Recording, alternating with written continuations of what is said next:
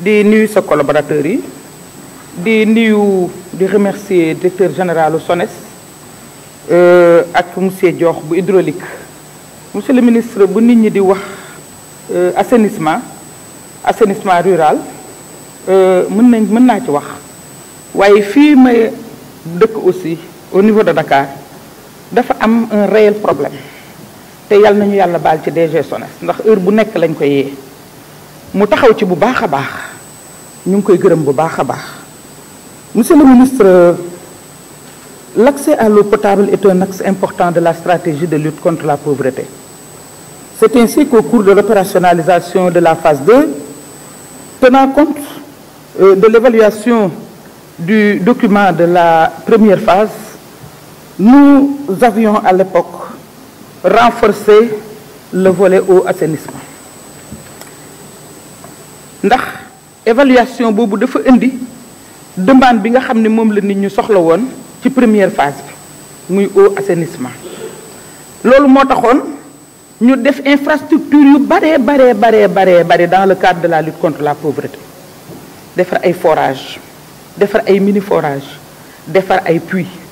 parce que suñu nee accès à l'eau potable am na foo xam ni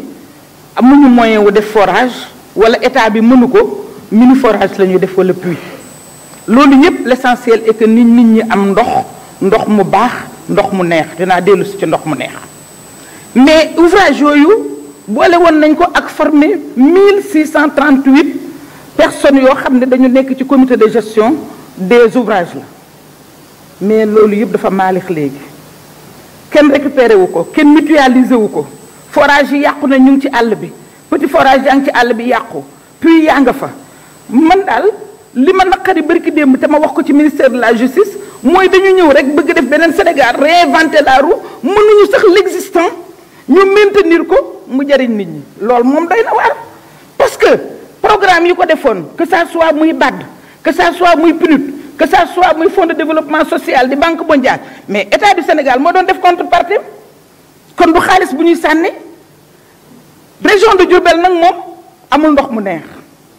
fépp parce que man dama doon wax Bambey ndax Ablaye Makhtar waroon na fi nekk wax na ko fii daaw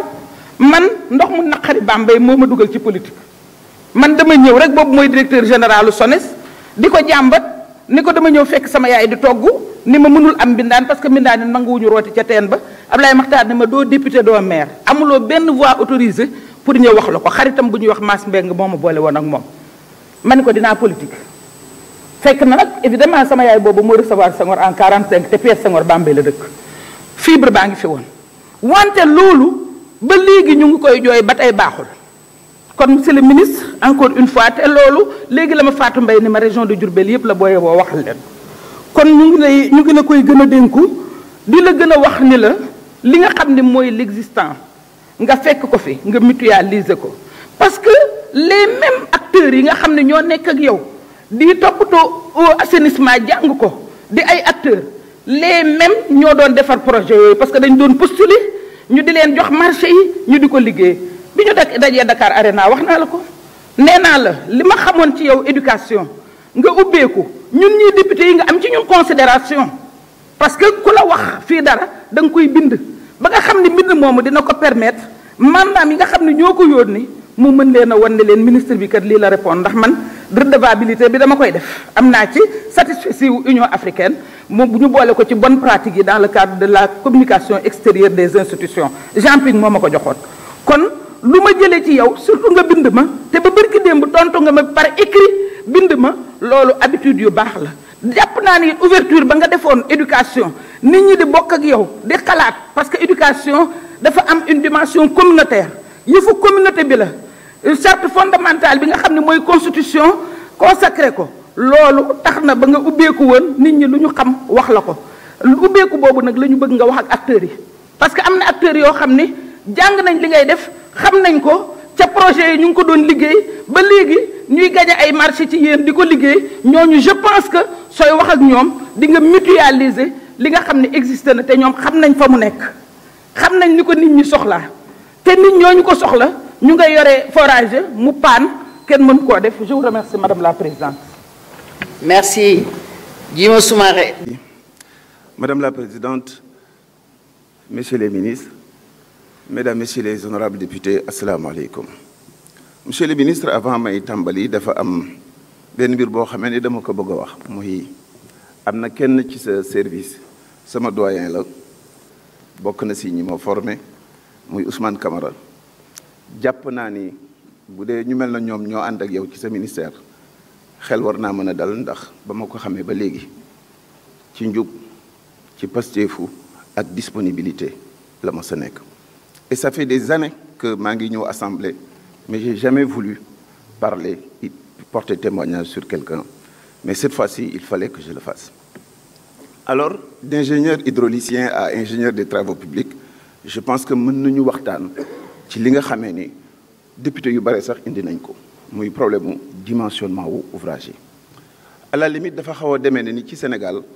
li ëpp te loolu maa ngi lay si ñaan bu baax nga jeter si une attention particulière beaucoup de projets duñ koy def dañ koy def rek avec des spécifications traditionnelles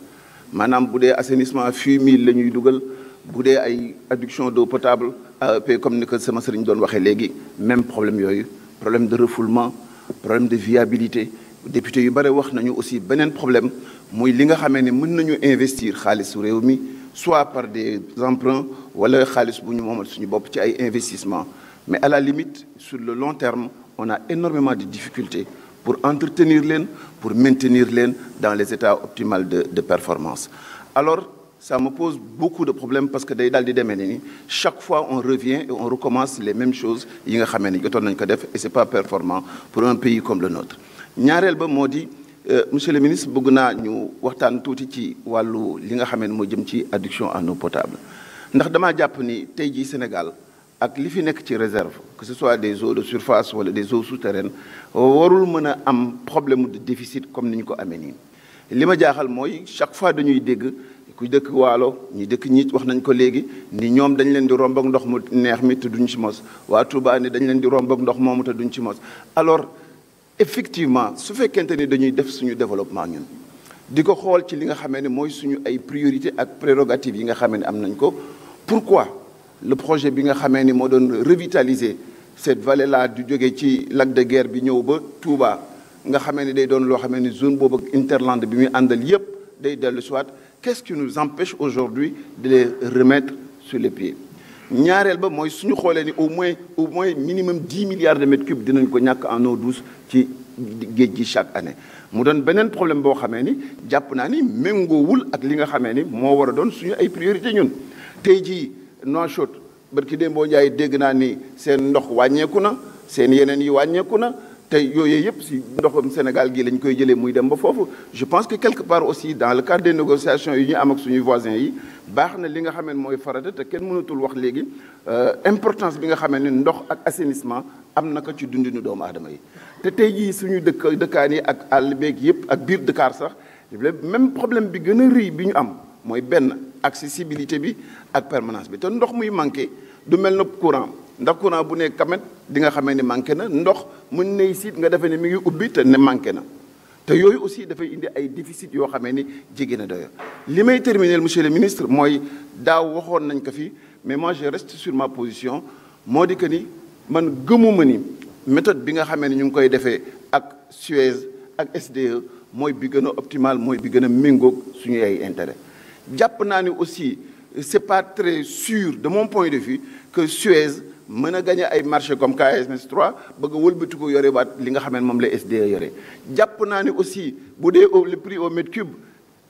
SDE bu fekkee moo ko gën a jàppandal jaaxal na ma su fekkente ni offre technique yi dañ ko ñoom ñëpp dañ koo traversé jàpp naa ni kon suñuy mën a xool lii suñu intérêt mooy dans le long terme milliards yi ñu waroon mën a gagné ak SDE moo waroon gën a pertinent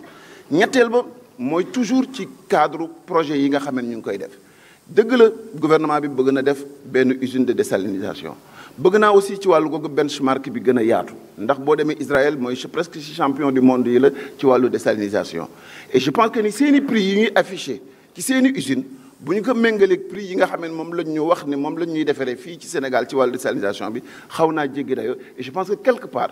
maintenant que xoddi ko bala ngaa lakkale il est bon que ñuy harmoniser suñuy prix ak li nga xam ne moom la marché international bi aussi di indi ci wàllu assainissement. di terminer rek par wax ni en tout cas li wér ba wóor mooy il n'y aura jamais de développement si la question de l'eau et la gestion des eaux usées domestiques ou pluviales géré wuñu ko parce que ça impacte sur nos qualités de vie. Et quand on parle de territorialisation des politiques publiques bis njëkk mooy l'accès à l'eau ci ndox mu sell ak ndox yu bon yi nga xam ne day nekk ci biir dëkk yi ñu mën ko génne. maa ngi leen di gërëm di leen sant. Merci madame la présidente.